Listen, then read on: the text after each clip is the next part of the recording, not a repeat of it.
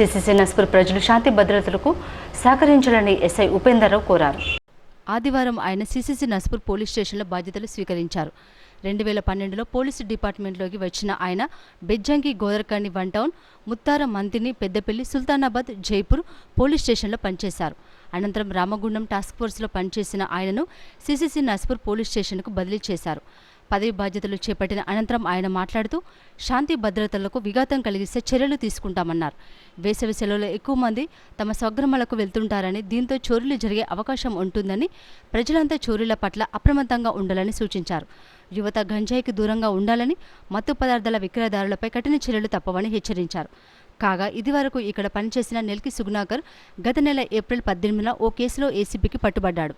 దీంతో రెండవ ఎస్ఐగా పనిచేస్తున్న జితేందర్కు ఇన్ఛార్జి బాధ్యతలు అప్పగించారు. దాదాపు 15 రోజుల తర్వాత ఇక్కడ ఉపేందర్ రావుకు పోస్టింగ్ ఇచ్చారు.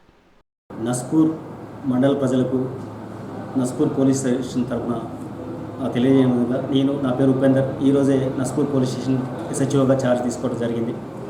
నస్పూర్ పోలీస్ స్టేషన్ పరిధిలో ఏమైనా అసాంఘిక కార్యక్రమాలు జరిగినా, లేకపోతే దొంగతనాలు ఎలాంటి జరిగినా ఇమ్మీడియట్గా పోలీస్ స్టేషన్కి తెలియపరచగలరు. మీకు ఏదైనా ప్రాబ్లం వస్తే దళారులు లేకుండా స్వచ్ఛందంగా వచ్చి పోలీస్ స్టేషన్లో కంప్లైంట్ చేయగలరు. మీ ఏ సమస్య అయినా పోలీస్ స్టేషన్లో మీరు కంప్లైంట్ ఇస్తే దాని మీద చట్టపరమైన చర్య తీసుకుంటాము. ఏ విషయం ఉన్నా కానీ నస్పూర్ పోలీస్ స్టేషన్కి తెలియజేయాల్సిందిగా మీ అందరినీ కోరుకుంటున్నాను.